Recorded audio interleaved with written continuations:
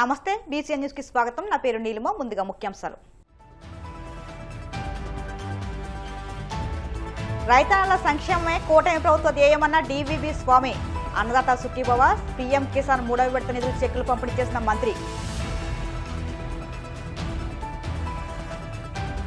పేద విద్యార్థుల జీవితాలతో కూటమి ప్రభుత్వం చెలగాటం ఆడుతుందన్న YCP MLC Chandrasekhar Reddy. Fee reimbursement బకాయిలు వెంటనే విడుదల చేయాలని డిమాండ్. సీఎం చంద్రబాబు ఇచ్చిన మాటకు కట్టుబడి ప్రతి రైతుకు రాష్ట్రం తరపున 20,000 ఇవ్వాల్సిందే. ఏపీసీసీ అధ్యక్షులు వైఎస్ షర్మిల డిమాండ్.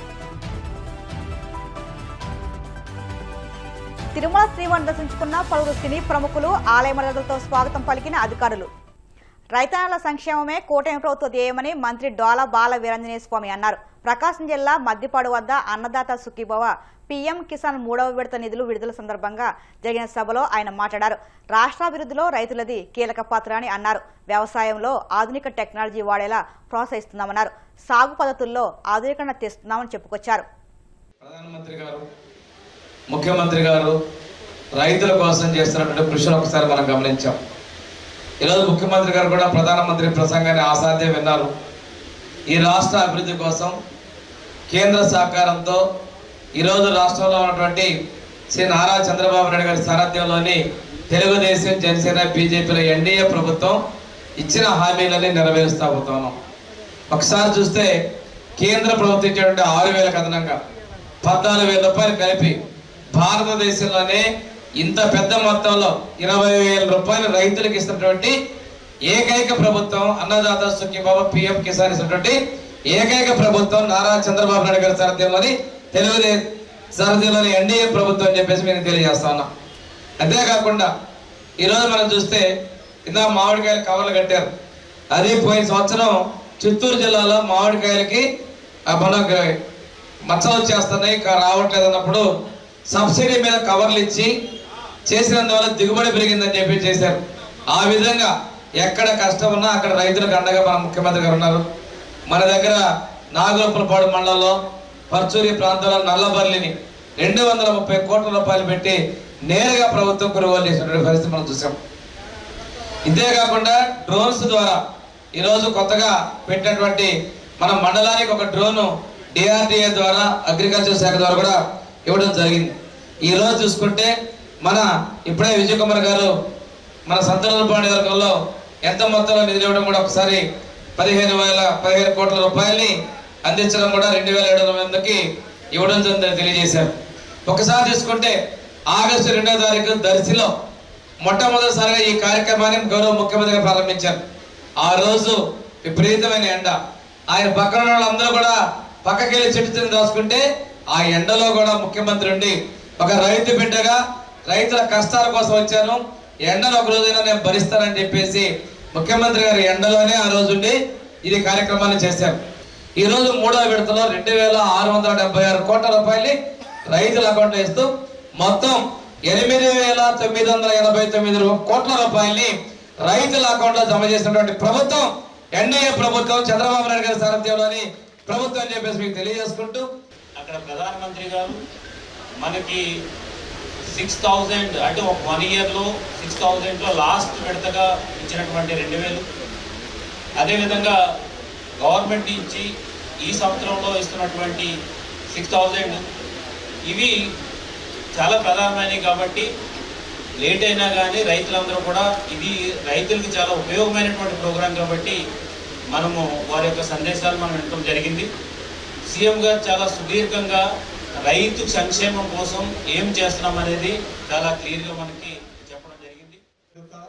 అదేవిధంగా ఒక దగ్గర దాపు 2,000 మందిని రైతు కుటుంబాలకి ఇచ్చారని సందర్భంగా తెలియజేస్తూ ఉన్నాడు.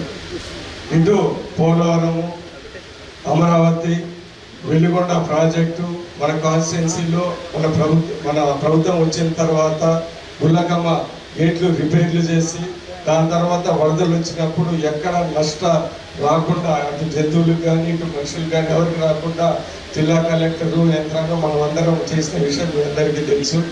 అదే కాకుండా అనేక రోడ్లు, ఎందుకంటే రైతులకి రోడ్లు చాలా అవసరం ట్రాన్స్పోర్ట్ చేయడానికి. ఇక్కడ మన రోడ్లు ఇవన్నీ బాగా చేస్తా ఉన్నాం. పేద విద్యార్థుల భవిష్యత్తుతో కూటమి ప్రభుత్వం చెలగాటం ఆడుతుందని వైసీపీ ఎమ్మెల్సీ చంద్రశేఖర్ రెడ్డి మండిపడ్డారు. ఫీజు రీయింబర్స్మెంట్ బకాయిలు చెల్లించకుండా ట్రై పార్టీ అగ్రిమెంట్ పేరుతో డ్రామాలు ఆడుతున్నారని విమర్శించారు. నెల్లూరులోని వైసీపీ జిల్లా కార్యాలయంలో మీడియాతో మాట్లాడిన ఆయన విద్యార్థుల చదువులకు తీవ్ర ఇబ్బందులు కలిగిస్తున్న ప్రభుత్వ విధానాలపై ధ్వజమెత్తారు. అందరికీ కూడా తెలిసే ఉంటుంది, ఫీజు రియంబర్స్మెంట్ వల్ల ఈరోజు సంవత్సరానికి మన విభజిత రాష్ట్రంలోనే సుమారుగా 10 నుంచి 11 లక్షల మంది సంవత్సరానికి ఫీజు రియంబర్స్మెంట్ ద్వారా ఉచితంగా చదువుకుంటా ఉన్నారంటే ఈ పథకం ఎంత మారుమూల ప్రాంతాలకు కూడా ప్రతి ఇంటికి కూడా చేరిందనేది ఈరోజు మనం అర్థం చేసుకోవచ్చు. మీకు ఇంకొక విషయం కూడా చెప్తా ఉన్నాను. నేను గూడూరు కాన్స్టిట్యున్సీలో ఒక విలేజ్, ఒక మారుమూల గ్రామంలో నేను జన్మించడం కూడా జరిగింది. నేను చదువుకునేటప్పటికీ మా గ్రామంలో పోస్ట్ గ్రాడ్యుయేషన్ చేసినటువంటి వ్యక్తుల్లో స్వాతంత్రం వచ్చినప్పటి నుంచి కూడా నేను 2వ వ్యక్తిని. ఈ రోజు కనుక తీసుకుంటే ఈ ఫీజు రియంబర్స్మెంట్ పథకం వచ్చిన తర్వాత ఈ రోజు ప్రతి ఇంట్లో కూడా ఒక బీటెక్ స్టూడెంట్ కానీ, ఒక ఎంసీఏ స్టూడెంట్, ఒక ఎంబీఏ స్టూడెంట్ తయారై ఉన్నాడు. ఈ విధంగా అన్ని గ్రామాల్లో కూడా, అన్ని పట్టణాల్లో కూడా ఫీజు రియంబర్స్మెంట్ పథకం ద్వారా ప్రతి ఇంటిలో కూడా చదువుకున్నటువంటి బిడ్డలు తయారు కావడం కానీ, వారి యొక్క ఆర్థిక ప్రమాణాలు పెరిగి ఈరోజు సొసైటీ అంతా కూడా డెవలప్ కావడం కూడా జరిగింది. అయితే మేము ఈ ఫీజు రియంబర్స్మెంట్ గురించి చట్టసభల్లో అంటే శాసనసభలో కానీ శాసన మండలిలో కానీ మేము ఇచ్చినటువంటి ప్రశ్నలకి ఈ ప్రభుత్వం ఇచ్చినటువంటి సమాధానాలు కనుక చూస్తే ఈ ఫీజు రియంబర్స్మెంట్ పథకాన్ని ఈ ప్రభుత్వం తొందరలోనే నిలిపివేసే ఆలోచన వీళ్ళకుందా అని అనిపించేది కనపడతా ఉంది. ప్రధానంగా దీంట్లో ఉన్నటువంటి కొన్ని ముఖ్యమైనటువంటి విషయాలను నేను మీ దృష్టికి కూడా తీసుకొని వస్తాను. మీ అందరికీ తెలుసు, ఫీజు రియంబర్స్మెంట్ కానీ, ఆరోగ్యశ్రీ కానీ, 104, 108 కానీ, ఫ్రీ పవర్ కానీ, నాడు నేడు కానీ, అదేవిధంగా జగన్మోహన్ రెడ్డి గారు తీసుకొచ్చినటువంటి ఫుల్ ఫీజు రియంబర్స్మెంట్ కానీ, అమ్మఒడి కానీ, ఈ పథకాలన్నీ కూడా ఎటువంటి రీఫార్మ్స్ ఈరోజు భారతదేశం అంతా కూడా దీన్ని అనుసరించేటువంటి పరిస్థితి ఈరోజు ఉంటే ఈ ఫీజు రియంబర్స్మెంట్, ప్రధానమైనటువంటి ఫీజు రియంబర్స్మెంట్ గురించి ఈరోజు కూటమి ప్రభుత్వం తీసుకున్నటువంటి కొన్ని నిర్ణయాలని ఏ విధంగా దాన్ని నిర్వీర్యం చేస్తా ఉన్నారన్న దాన్ని కూడా మీ దృష్టికి తీసుకొని వస్తాను. దాన్ని తీసుకొచ్చే ముందుగా 2019లో వైఎస్ జగన్మోహన్ రెడ్డి గారు ముఖ్యమంత్రి అయ్యే నాటికి ఆ రోజుకి కూడా టీడీపీ ప్రభుత్వం, అంతకు ముందున్నటువంటి 2014-19లో ఉన్నటువంటి టీడీపీ ప్రభుత్వం ఫీజు రియంబర్స్మెంట్ బకాయిల్ని సుమారుగా సంవత్సరంకి పైగా రిలీజ్ చేయకుండా విద్యార్థులను కానీ, కాలేజెస్ని కానీ ఇబ్బంది పెట్టేటువంటి పరిస్థితుల్లో జగన్మోహన్ రెడ్డి గారు వచ్చిన తర్వాత మొదటి సంవత్సరం 2019లో కోవిడ్-19 అనే పేరుతో ఈ ప్రపంచమంతా కూడా ఇబ్బంది పడతా ఉన్న క్రమంలో ఆయన 2019లో ముఖ్యమంత్రి అయిన తర్వాత ఏకంగా టీడీపీ గవర్నమెంట్ పెట్టినటువంటి ప్రతి పైసాని కూడా 1880 కోట్లని 2020 ఏప్రిల్ 28వ తారీఖున ఆయన రిలీజ్ చేసినటువంటి పరిస్థితి. కూటమి ప్రభుత్వం అంతకుముందు టీడీపీ ప్రభుత్వం పెట్టినటువంటి 1880 కోట్లని కంప్లీట్ గా సింగిల్ డేలో ప్రతి కాలేజీకి కూడా రిలీజ్ చేసినటువంటి పరిస్థితి. అదేవిధంగా వైఎస్ఆర్సీపీ ప్రభుత్వం ఏర్పడిన తర్వాత ఈయన ఫీజు రియంబర్స్మెంట్ రిలీజ్ చేసే రోజుకి 1 ఇయర్ బకాయిలు ఉంటే 2328 కోట్లను కూడా అదే రోజు రిలీజ్ చేసి మొత్తం 4208 కోట్లని 2020 ఏప్రిల్ 28వ తారీఖున అప్పటి టీడీపీ ప్రభుత్వం పెట్టినటువంటి బకాయిల మొత్తాన్ని అదేవిధంగా వైఎస్ఆర్సీపీ ప్రభుత్వం ఏర్పడిన తర్వాత ఉన్నటువంటి ఆ ఫీజు రియంబర్స్మెంట్ మొత్తాన్ని కూడా ఒకే రోజు కాలేజీలకు చెల్లించి సుమారుగా 20 లక్షల మంది విద్యార్థులకు అందరికీ కూడా ఆ రోజు రియంబర్స్మెంట్ రిలీజ్ చేసి రిలీఫ్ ఇచ్చినటువంటి పరిస్థితి.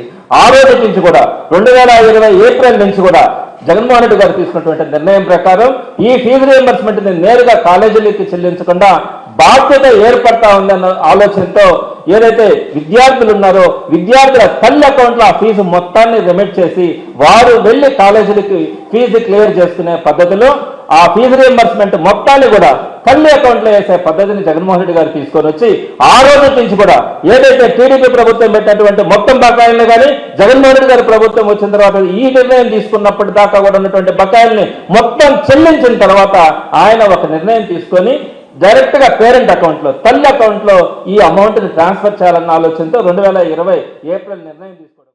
అన్నదాత సుఖీబావు పథకంపై సీఎం చంద్రబాబు మాట మార్చారని, ఆ పథకాన్ని అన్నదాత దుఃఖీబావుగా మార్చారని ఏపీసీసీ అధ్యక్షులు వైఎస్ షర్మిల విమర్శించారు.